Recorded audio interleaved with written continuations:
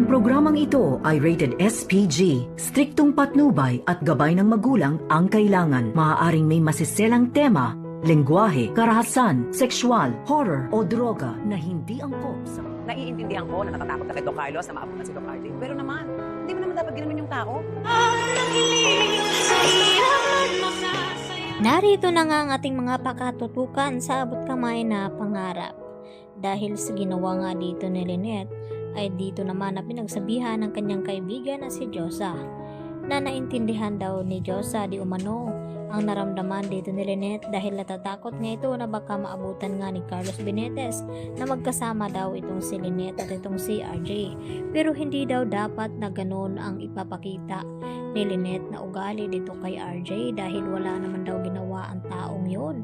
At isipin naman niya na doktor daw itong kanyang tinatarayan dito ni Lynette. At dahil sa payo dito ni Josa, ay agad naman na sinundan ni Lynette at binalikan itong si RJ at humihingi siya ng dispensa dahil sa kanyang inasal dito nga kay RJ. At hindi nagtagal ay sumunod na rin itong si Josa upang masamahan naman itong si Lynette.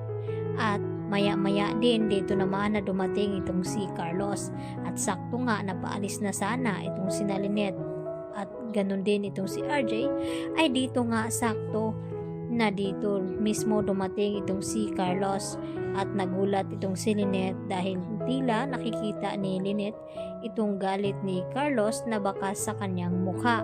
At dito nga na sinabi ni Carlos kay Lynette na kung maaari ba daw silang mag-usap at dito niya na hinila papalabas ng restaurant itong si Lynette at dire-diretso na pinasakay ng kanyang kotse at inuwi sa kanilang tahanan. At nang makarating na nga sila dito sa bahay ay dito kinompronta at tinanong itong si Lynette ni Carlos na kung bakit ay magkasama sila ni RJ at anong ginagawa roon.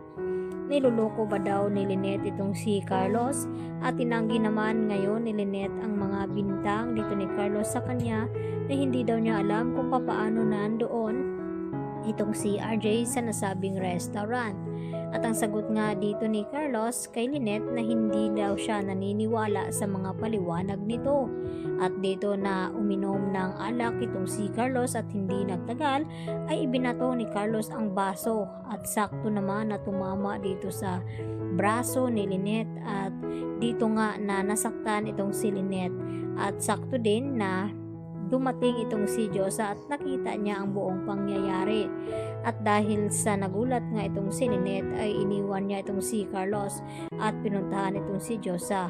At dali-dali naman na tinulungan ni Josa itong si Lynette dahil ay mayroon nga sugat si Lynette sa kanyang braso. At dito naman na tinawagan ni Josa itong si Annalyn upang makahingi nga ng tulong at ipinaalam na ang ginawa nga dito ni Carlos sa kanyang ina at hindi sukat akalain ni Annalyn na sinasaktan nga dito ni Carlos itong si Lynette. At ngayon nga ay kinakailangan na matutulungan nga nila itong si Lynette. Samantala, hindi naman mapapakali itong si RJ sa pag-aalala dito kay Lynette na baka kung ano daw ang gawin dito ni Carlos kay Lynette. At dito naman na nagbigay din ng pahayag itong si Doc Ray Meneses kay RJ na may asawa na nga daw itong si Lynette at ipapaubayan na ni RJ ang pag-aalaga dito kay Lynette dito sa kanyang asawa na si Carlos. At dito na sinabi ni RJ na hindi sapat ang pagpapahinga lamang ang gagawin ni Carlos dito kay Lynette, dapat ay inalagaan niya ito dahil nakikita nga ni RJ na nasa trauma pa rin itong si Lynette at takot na kung may makakasalubong man na kahit anong tao na kanyang makikita. At naramdaman iyon dito ni RJ dahil sa ginawa ni Lynette na yumakap nga siya dito kay RJ nang makita ito dahil takot nga ito. Kaya yan naman ang ating pakatutukan at aabangan kung ano magiging kahinatnan dito nga sa pananakit ni Carlos dito kay Lynette at maisasalba nga ba at matutulungan ni Annalyn ang kanyang ina.